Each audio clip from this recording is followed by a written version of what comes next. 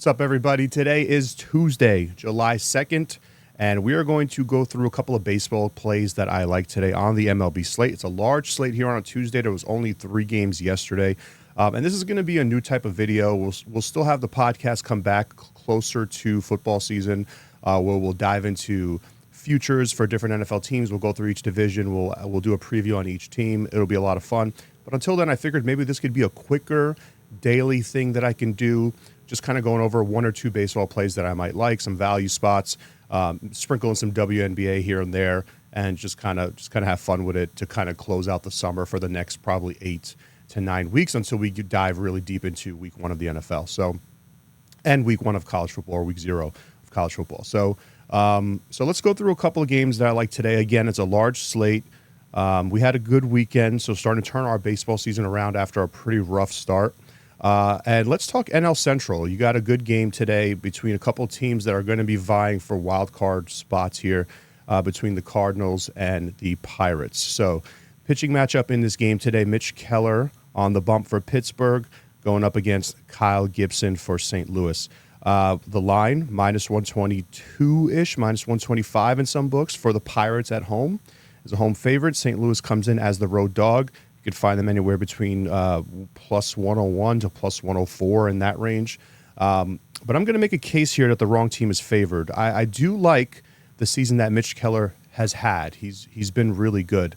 But I can't get too excited about backing this Pirates lineup.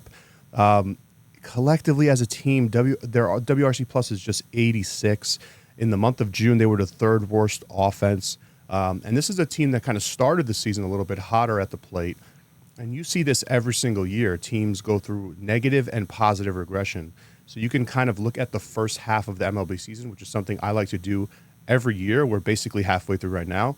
You look at the first half of the season and then try to put the mirror on it for the second half, right? So teams that played unsustainably good or unsustainably bad in the first half of the season might swing back.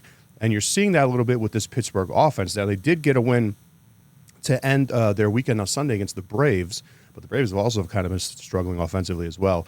But I think they're going to come out a little bit flat in this series. And Kyle Gibson, although he hasn't been as good this year as Mitch Keller, his metrics are not as good as Mitch Keller's metrics. But, this is a guy that's not going to pitch you out of a game, right? He's probably going to give you 5, and if he pitches really well, he'll give you 6 innings. He's going to give up probably a couple of runs here. He's going to put some guys on base and have to work out of jams. He's a bit older now, right? He's like 35, 36 years old. He's not going to pitch you out of the game, though. I think St. Louis will be in this one. I like their lineup. I think they can do enough to win against Mitch Keller. So I like the Cardinals around, like I said, plus 102 in that area. I actually think my line in this game is minus 115 for them. So I think you have a decent edge on St. Louis, and maybe this flips as we get closer to game time. And let's take a quick look at another game here between 2 teams that are kind of opposites this year. The Red Sox in Miami to take on the Miami Marlins. And one of the things that I like about this game, there's a couple things, but I'm actually going to throw a system at you as well. Let me just bring it up here because there is a system in play on this game that has been pretty good this season.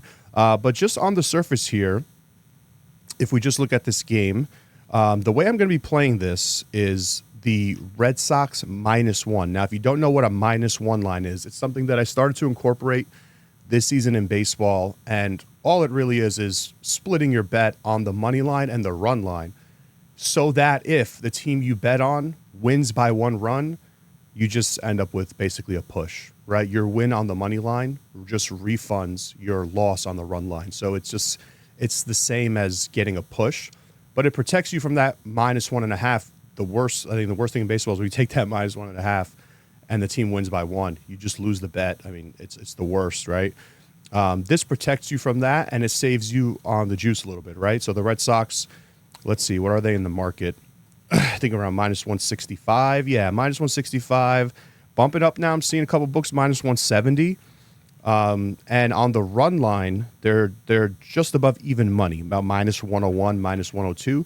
Now, if you split that up to make a -1 line, you'd be wagering let's say you're going to bet a unit, you'd be putting 0.62 units on the money line and then 0.38 units on the run line. That way, if they win the game by one, you just end up with a bet that you didn't lose or you didn't win anything. It's essentially a push, right? So, but I like Boston in the game. Over the weekend, we bet the Padres against them twice as dogs. We cashed a plus 130 and a plus 115.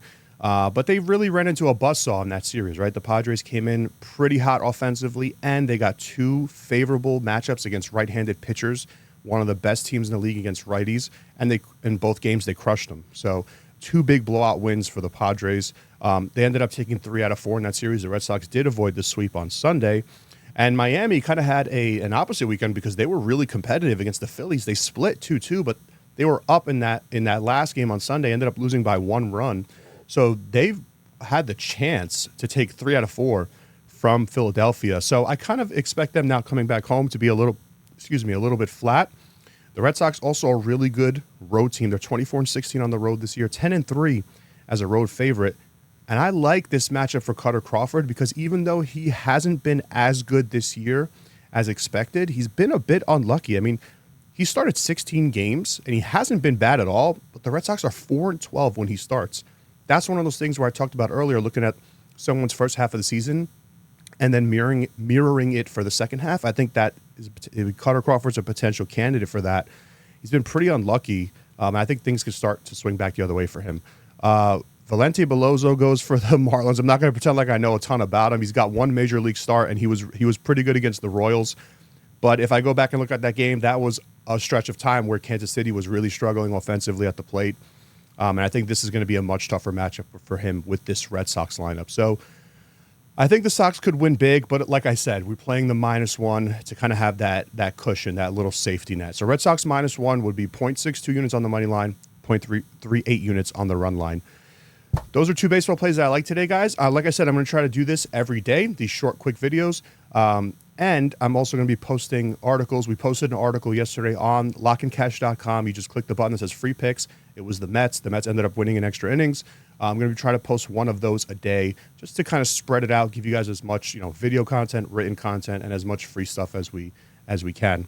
And don't forget, in our link tree down in the description, Diamond Pass is discounted now for the rest of the MLB season. If you guys are interested in that, that will take you to basically the first few weeks of the NFL season because baseball ends in like late September. I think it's September 29th or something like that. So you'll actually get the first the first 3 weeks of the NFL season included in that MLB Diamond Pass. So if you're interested, check that out.